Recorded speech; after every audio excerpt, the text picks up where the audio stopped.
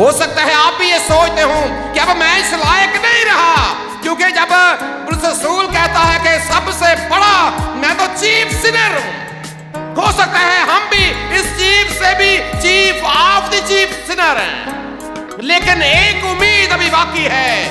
अगर आपकी जिंदगी में भी अगर आप ये समझते हैं कि आपके इतने गुनाह हैं कि आपके सर के बालों से भी ज्यादा हैं, अब तक की आपकी सारी जिंदगी गुनाह में गुजरी है, एक उम्मीद बाकी है कि खुदावंद यीशु मसीह के खून के कतरे का 1000वां बल्कि लाखवां हिस्सा भी अगर आप ले लेंगे, आपके सारे के सारे गुनाह मिटा दिए जाएंगे। और धन जिससे बख्शे गए सब गुनाह ते टके गए सारे औगन सदा।